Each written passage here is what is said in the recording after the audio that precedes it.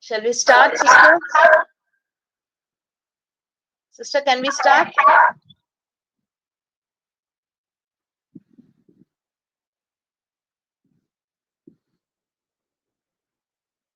Good afternoon to everyone present here for this national level 5-day faculty development program on Understanding NEP 2020, shifting focus from knowledge transmission to skill development, organized by IPAC of Stella Matna College of Education, Chennai, in collaboration with Sri Vidya College of Arts and Science, Virudunagar.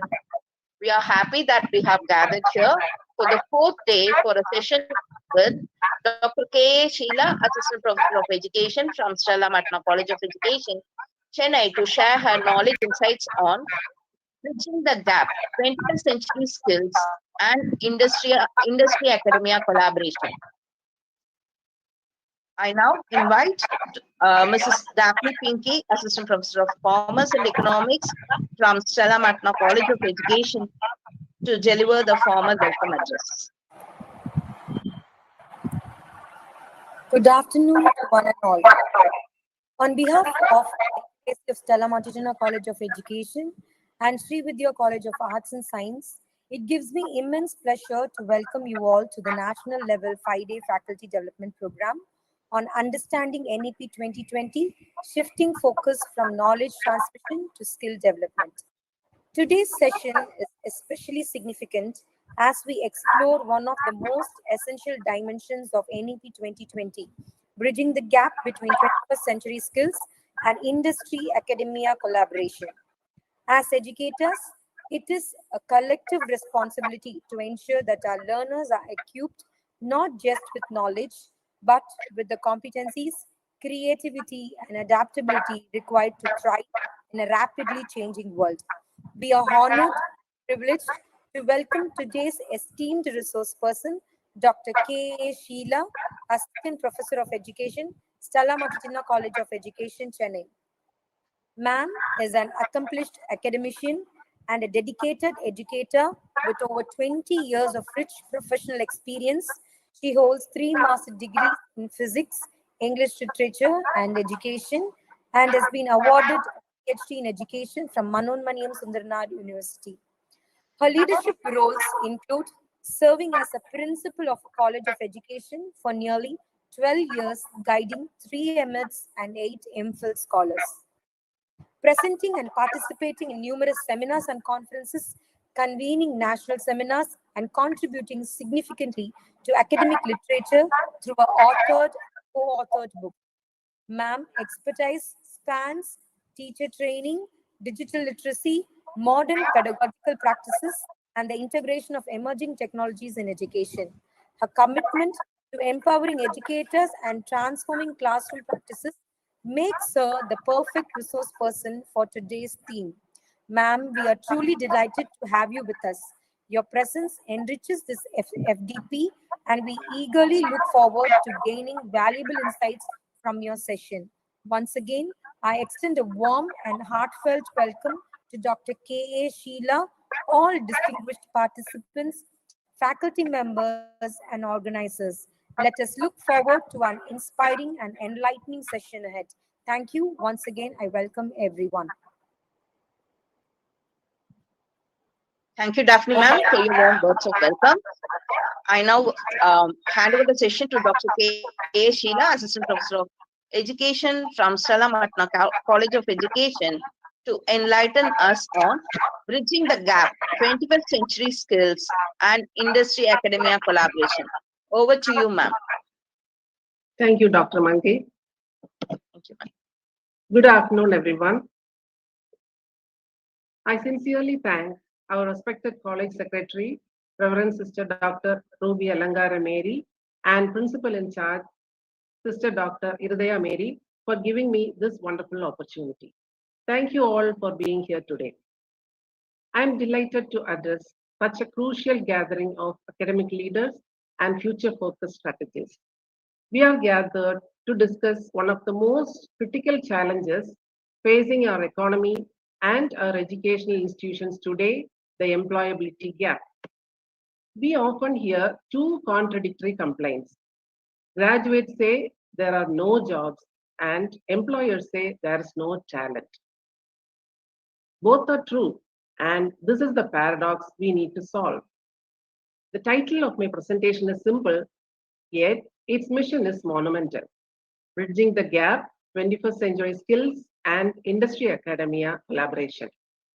We are living through a period of unprecedented economic turbulence and technological acceleration. In every corner of the globe, the question is the same. Are we preparing our students for the world we have or for the world that is coming? Over the next hour, we aren't just going to admire the problem. We are going to deconstruct the 21st century skills required for the future of work, and more importantly, lay out a strategic roadmap for how industry and academia can stop operating in compartments and start building bridges. Today, we confront a paradox that cost our economies crores, a talent famine in the midst of a graduate surplus. Our objective today is to understand why this gap exists and critically to construct a practical strategy to close it through genuine, sustainable collaboration. NEP 2020 is essentially India's blueprint for building a future-ready education system, and it integrates the 21st century skills. We will look at how 21st century skills and industry academia collaboration aren't just buzzwords, they are the survival kit for the modern student. Here is our roadmap for the next chart. We will start by diagnosing the problem, the global skills crisis. Then we will deconstruct the solution, the specific skills our students need. We will frankly discuss why the disconnect between schools and companies exists. And finally, I will leave you with 4 concrete models of collaboration and a roadmap to implementation. The world is in transition. We are operating in an environment of accelerating complexity. We are seeing a fundamental shift driven by 3 forces. Look at the key drivers. First, automation. If a job is routine, a machine will soon do it. If a task is predictable, it will be automated. This isn't sci-fi. It is happening in every factory and back office. Second, digitalization. Every company, from a bank to a farm, is now a tech company. The line between tech company and non-tech company has dissolved. Every organization needs data scientists, not just data entry clerks. Third, sustainability. The green economy is creating roles that didn't exist 5 years ago. This isn't just an environmental issue.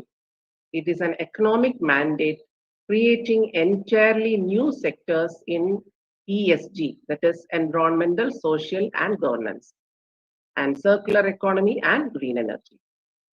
And the bottom line is the implication. We are preparing students for a volatile market where adaptability is the only currency that matters. This requires us to train T-shaped professionals, individuals with deep expertise, the vertical bar of the T, but broad knowledge across disciplines, the horizontal bar. The 21st century workforce demands breadth and depth simultaneously. This is the great paradox. This volatility has created a paradox. Let us reiterate the central tension. We have a quarter of the global workforce struggling to find qualified talent, while educational systems struggle to demonstrate graduate relevance. This is a failure of system alignment, not a failure of intelligence. We are preparing students to graduate smart, but not to graduate valuable. We have lakhs of graduates holding degrees, but no jobs. Yet, look at the stream. I want to hold this number in your mind. 75% talent shortage. 75% of employers globally cannot find the talent they need. How can we have a surplus of people and a shortage of talent at the same time? It is because we are mass producing graduates with yesterday's skills for tomorrow's jobs. Is it a lack of programmers or a lack of programmers who can also communicate the business value of their code? It is usually the latter. This shows the future of the jobs report 2025. The World Economic Forum backs this up. Look at the chart. This slide shows Future of the Jobs Report 2025 and highlights key findings regarding business transformation and future skills attributed to the World Economic Forum, WEF. Here you can see 4 distinct, most significant factors driving change in business, along with the percentage of businesses they are expected to impact. Number 1, big data and AI. What is big data? In simple terms, big data refers to data sets that are so large, complex, and rapidly changing, the traditional data processing software and techniques are inadequate to capture, manage, and process them within a reasonable time. So here, the big data and AI is presented as the most significant driver, impacting 86% of the business. This emphasizes the critical role that data analytics, machine learning, and artificial intelligence will play in reshaping industries and job roles. The second one is digital access. This is the second largest driver affecting 60% of businesses. This likely refers to the increased penetration of digital technologies, connectivity, and online services, making them essential for business operations and customer reach. The third is green transition, impacting 52% of business. This highlights the growing importance of sustainability, climate change mitigation, and the shift towards environment friendly practices and renewable energy across all sectors. The fourth one is e commerce, the fourth driver listed affecting 40% of business. This underscores the continued and accelerating shift of commerce from physical to online platforms. A critical conclusion is provided at the bottom of the slide. 39% of core skills will change by 2030. This is a significant statistics indicating that a substantial portion of the fundamental abilities required for job performance will need to be updated or replaced within the next few years. This points to a massive need for reskilling and upskilling initiatives. If the curriculum is a static roadmap, we are failing. We need to install a GPS system in our students that allows them to reroute instantly when the road changes. That GPS is the 21st century skills framework. If you are teaching a student strictly how to use a specific piece of software today, you are failing them. That software will be gone in 5 years. We need to teach them how to learn the new software when it arrives. So, what do we teach? We use the 21st century skills framework. It is a holistic approach categorized into 3 pillars. The learning skills, that 4 C's. 4 C's are critical thinking, creativity, collaboration, and communication. In short, we can say how they think. The learning skills are explained as how they think. The literacy skills, IMT. IMT refers to information, media, and technology, how they interact. Then life skills. Flips defines as flexibility, leadership, initiative, productivity, and social skills, how they survive as professionals. So these are the 3 pillars or 3 type of skills needed in the 21st century framework. So this framework provides our shared blueprint. We are targeting 3 pillars of competence. We need to move beyond defining these as nice to haves and recognize them as core performance metrics. Let us start with the cognitive foundation, the 4 C's.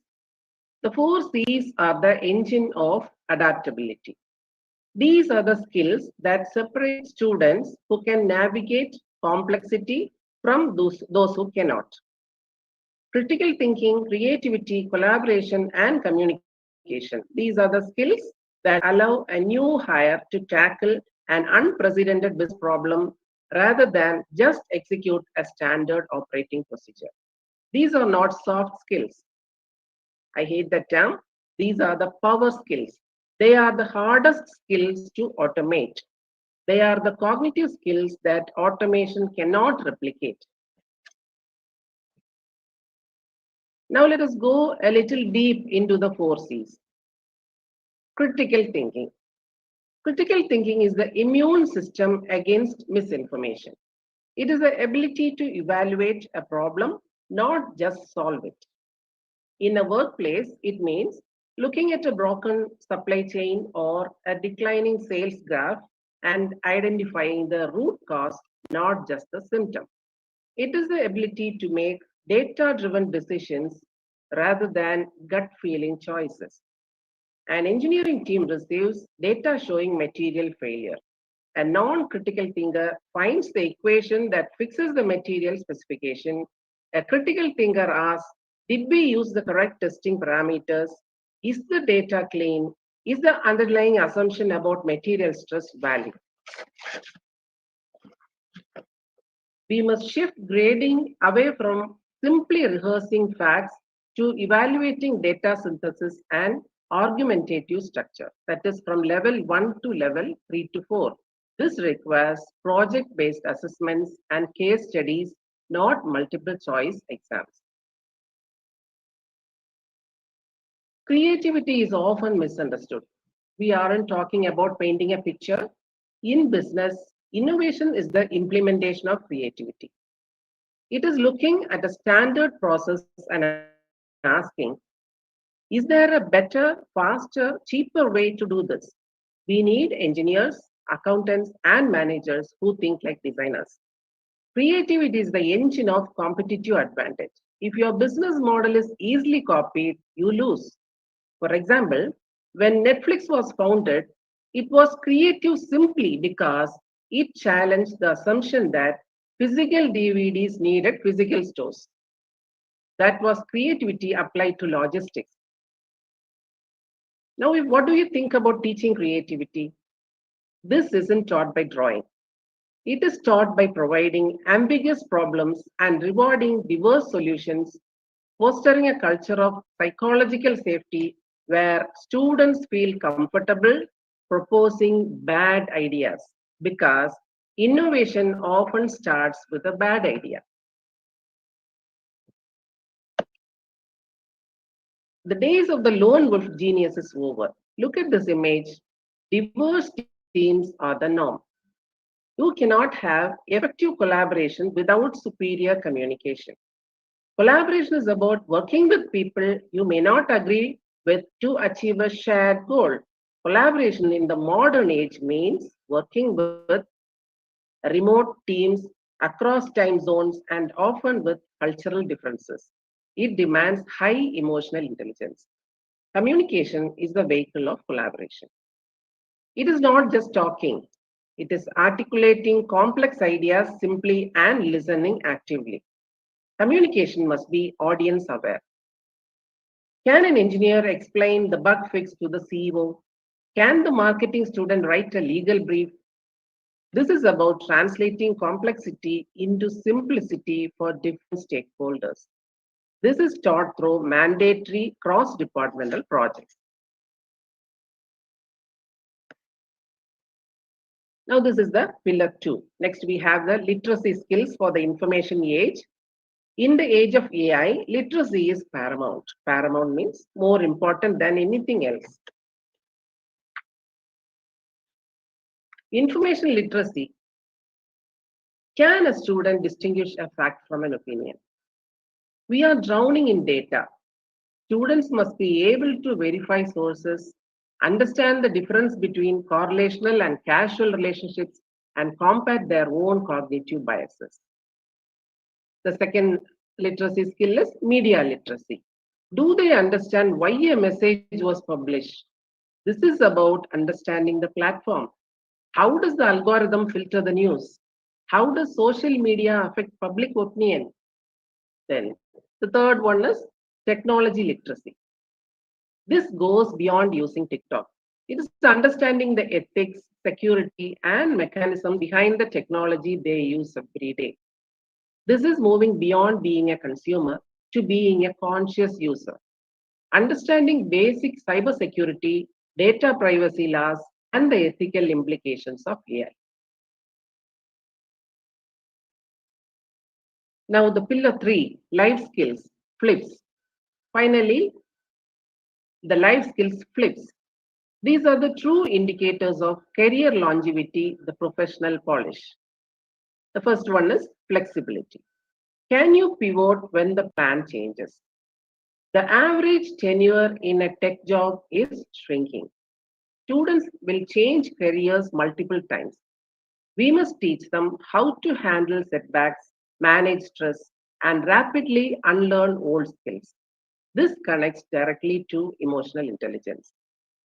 And the second skill is leadership. Can you inspire a team?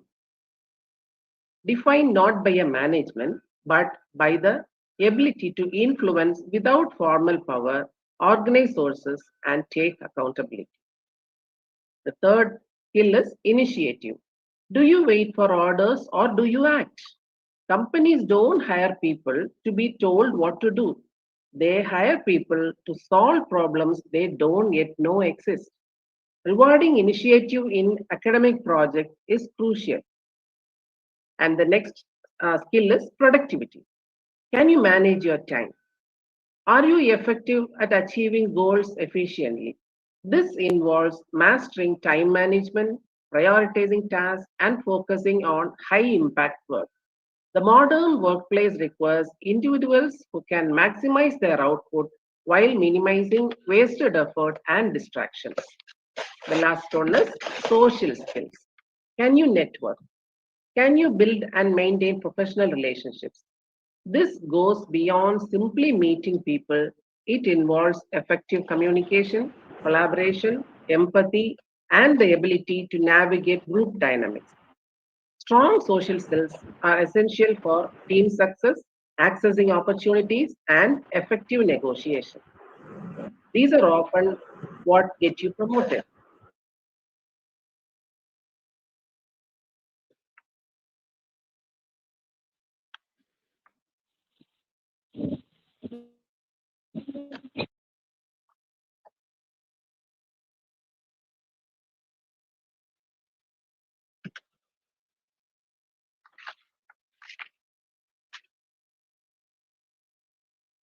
If these skills are so important, why aren't students graduating with them?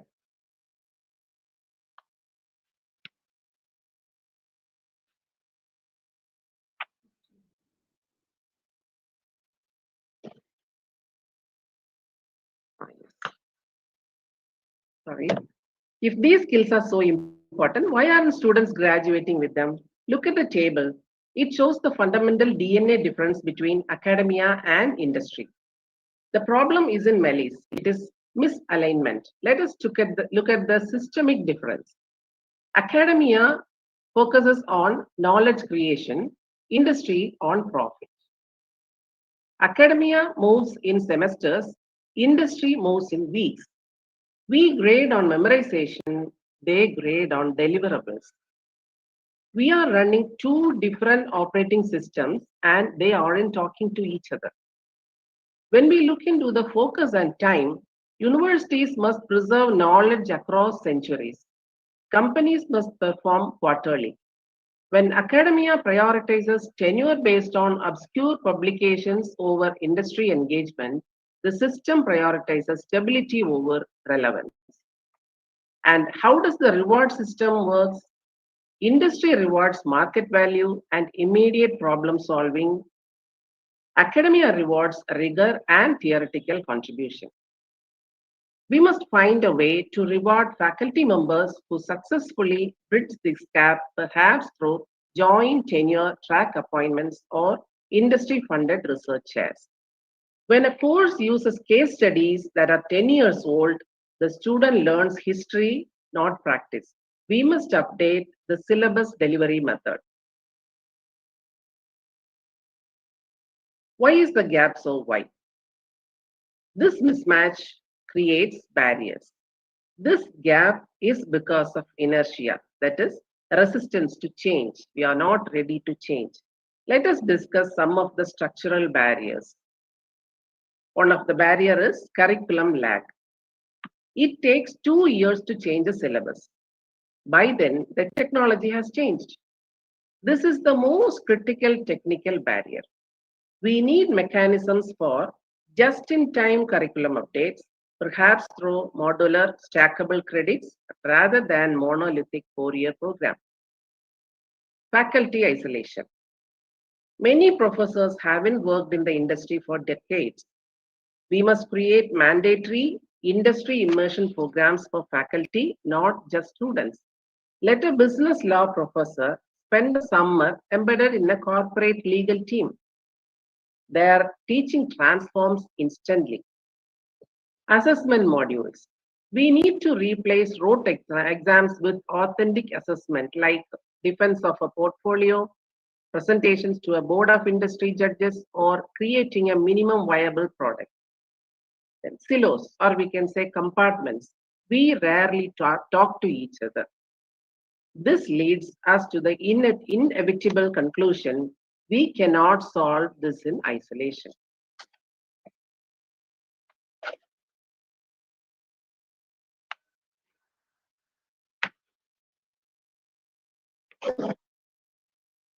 What is the solution?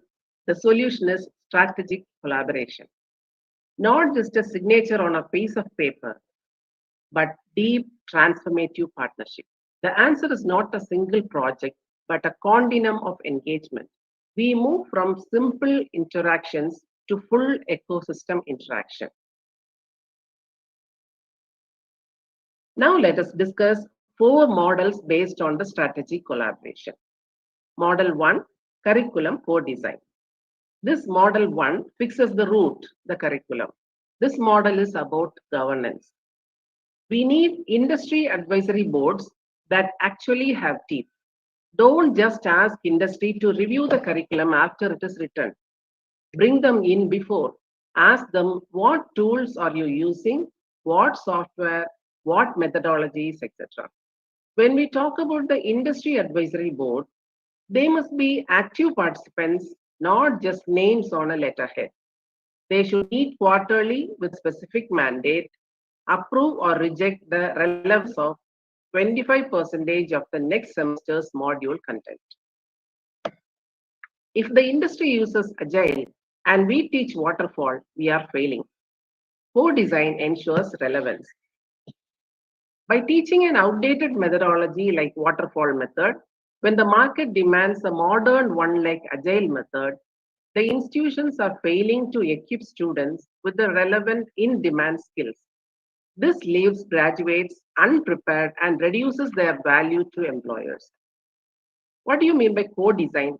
Designing a curriculum collaboratively with the industry partners. Now, the outdated training leads to failed outcomes, and the only way to avoid this is by directly partnering with industry to build truly relevant educational programs. Skill mapping needs to be done. The AIB, that is Industry Advisory Board, helps map every course outcome directly to a 21st century skill. If a course doesn't contribute to one of the 10 core skills, its purpose must be justified or it should be retired. The key deliverable is that a living curriculum document needs to be updated annually, not once in 5 years.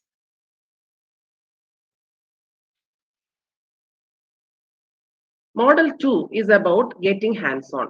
We must demand quality experience. Let us look into the metrics for success. First, internships. A successful internship must include a formal mentorship structure and a final professional presentation to the hiring manager. This should be graded for academic credit, integrating theory and practice. Internships expose students to culture, how to dress, how to speak, how to be on time, etc. Next is the power of apprenticeships. Look at the image. An apprenticeship is structured, paid, and long-term. Students cycle through multiple departments, gaining deep organizational knowledge. They are high-value hires from day one. Apprenticeships are even better than internships. They are long-term. A student almost spends 6 months studying and 6 months working. They graduate as semi-professionals, not just students. The micro-credentials are industry can issue verifiable digital badges for specific skills. Example, specific cloud certification. These are immediate market signals that enhance the student's degree.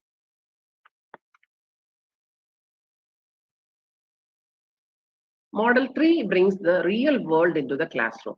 Project-based learning is the ultimate test of the 4 Cs. Capstone projects. What are they? A capstone project is a comprehensive, multifaceted academic assignment that typically serves as the culminating experience for the students at the end of a degree program like a bachelor's or master's. So these capstone projects, instead of a theoretical final project, ask a local company for a problem they can't solve, like fix our inventory system, redesign our website. The company provides a problem statement, a real current business challenge. Students work in for 6 months. The output isn't a paper, it is a minimum viable solution. Hackathons. These are the intensive short-term innovation events sponsored by the companies. And the business impact is the students solve it for credit, the company gets free consulting, the student gets a portfolio piece that wins job interviews. For industry, this is low-cost R&D, research and development. For students, it is the ultimate interview tool. They walk in and say, I already solved X problem for a company like yours. And how is the grading to be done? Projects are graded 50% by the faculty on theoretical rigor and 50% by the industry partner on business utility and professional communication.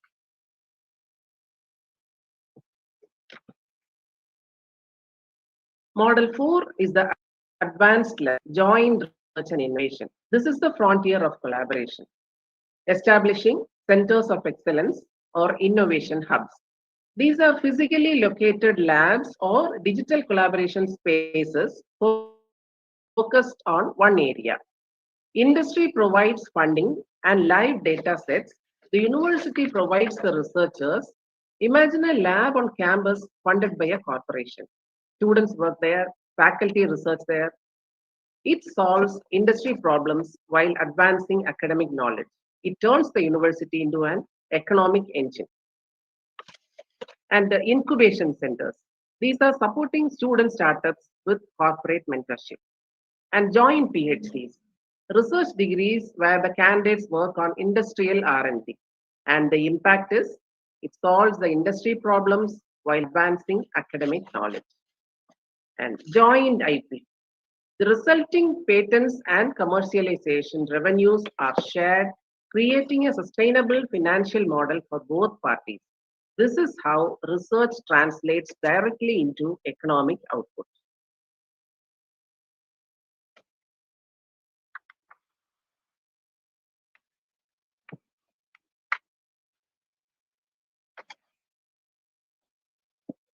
Why should we do this?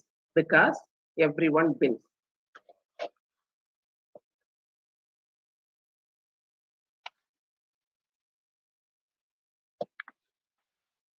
This slide shows the win-win-win scenario, which describes the mutual benefits achieved when students, academia, and industry collaborate effectively, typically through programs like internships, industry-sponsored projects, or curriculum partnership.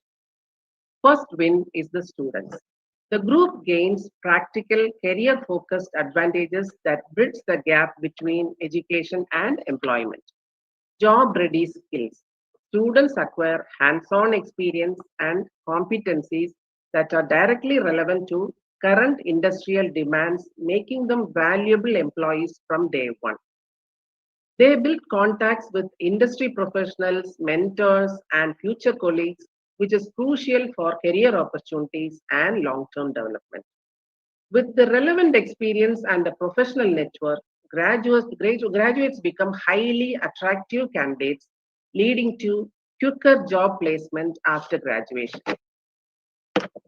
Second win is the academia.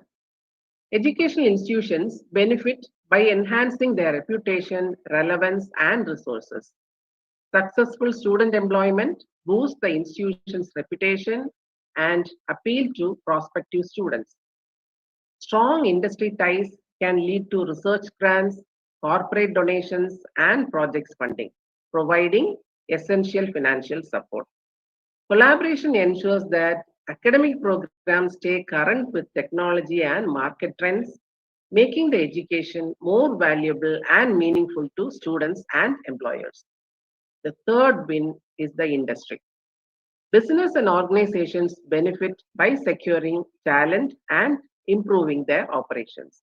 Access to talent pipeline, that is, they gain yearly access to a pool of pre-trained, vetted, and motivated students who can be transitioned directly into full-time roles, significantly improving the quality of new hires. Hiring directly from partnership programs reduces the time, money, and effort spent on sourcing, screening, and basic training of new employees. Students and academics often bring fresh perspectives, new research findings, and cutting edge knowledge to industry challenges, fostering information innovation within the company. In short, the win win win scenario creates a vicious cycle. Industry supports academia to produce relevant skills, which helps students get jobs, which in turn feeds industry with skilled talent and improve the reputation and resources of academia. Why should we do this? Because everyone wins.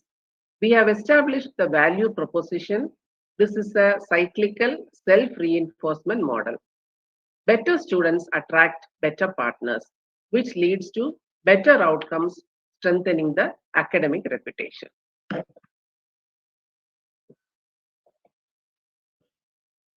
Let us see some of the global success stories. This isn't a theory. Let's look at the mechanics of proven systems. The first one is Germany's dual system. This refers to Germany's highly successful vocational education and training (VET) system. It is often cited as a world standard model for preparing skilled labor. The system is dual because it involves two places of learning: 50% in school and 50% in company. Students receive theoretical education and general studies at a vocational school, and they spend the other half of their time as paid apprentices, gaining hands-on practical experience in a real company. And what is the significance?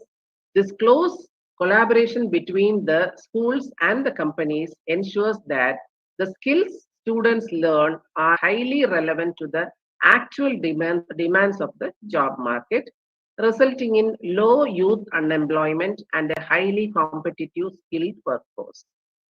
And the second one was Canada's University of Waterloo co-op program.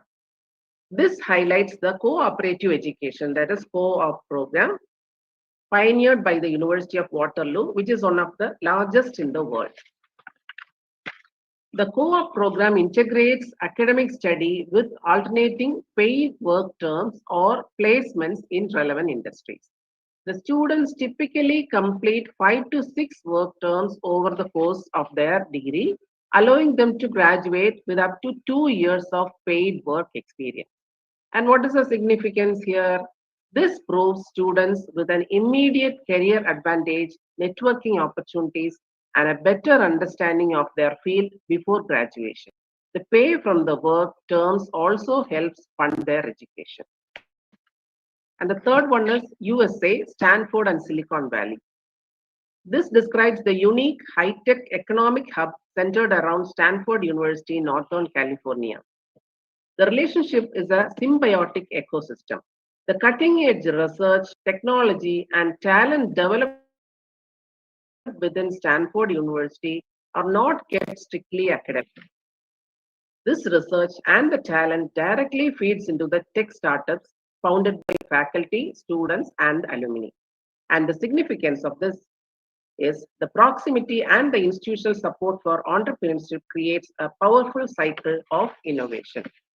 New ideas are rapidly commercialized, leading to the creation of global influential tech companies like Google, Yahoo, etc. And the resulting wealth and success then feed back into the university through endowments and further research funding.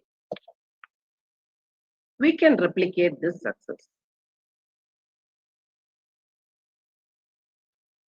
It won't be easy. The challenges are real, but they are manageable. The challenges we face are mitigating culture clash. Industry moves fast, universities move slow. We need patience. Establish a liaison officer role on both sides, one person in the company and one in the university whose sole job is to manage the partnership. And about the IP rights, who owns the code as student rights? Decide this before you start. Use standard pre-approved memorandums of understanding MOUs that default IP rights to the company in exchange for guaranteed funding or student hiring rights. Clarity prevents paralysis. And sustainability, you don't let the partnership die after the photo op. And measuring impact, tie the partnership to a specific measurable objective like reduce new hire training time by 40% using pre-trained graduates.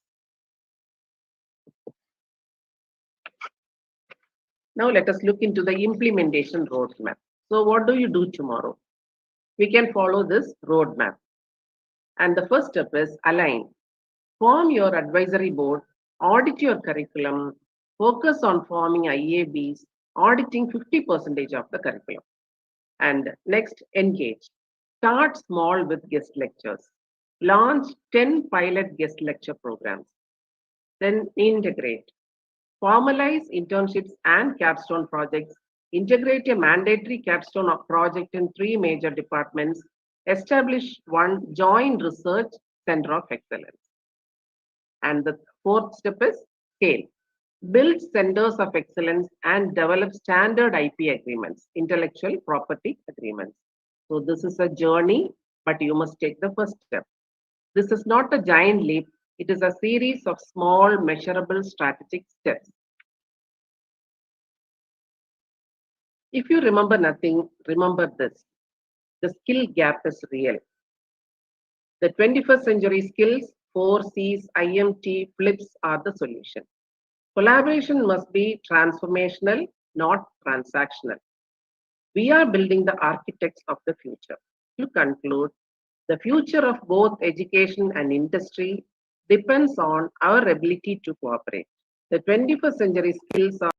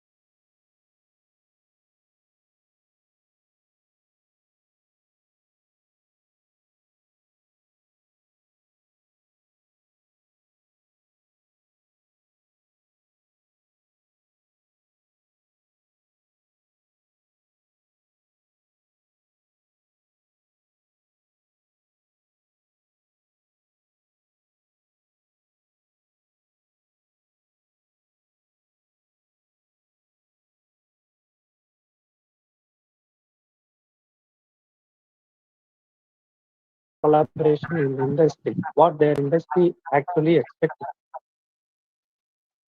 We know now the AI development of AI, and what are the development, the new technologies arriving, and all these, the companies expected the new hires to have all these skills. They expect them to know all these. Only then the hiring is possible, and the students will get jobs in those companies. They are not expecting the people, the students or the employees to know just AI. They know they need the hires how to handle AI, how to use AI to do their jobs. That is what they expect. Thank you. Thank you, ma'am. Okay.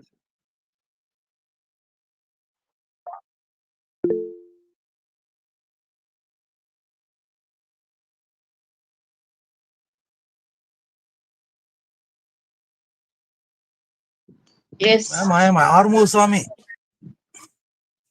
Yes, sir. Madam, Madam, Unlimited College of Education, Madam Sheila, Madam. Yes, sir. Yes, How are sir. you? Madam, very useful seminar, Madam. Thank you, I am sir. driving, Madam. Madam, Okay, thank sir. you. Sheila, ma'am. Okay, sir. Okay, sir. Okay, thank you, thank you, thank you, Madam. Thank you. Thank you. Thank you, sir, for your words of appreciation. Participants, in case if you have any queries, you can ask the resource person. The resource person will be glad to answer all your queries.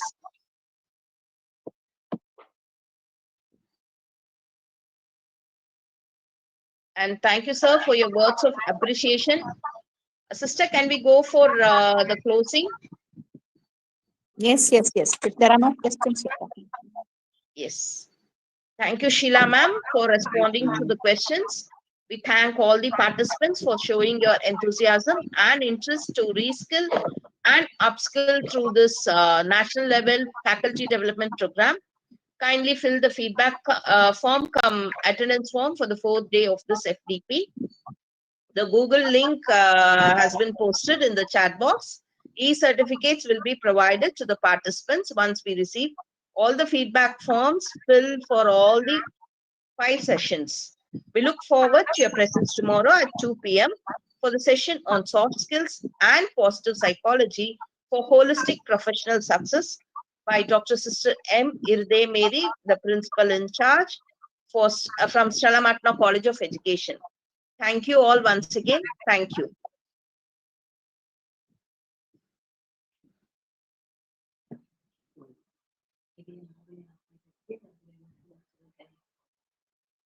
Yeah.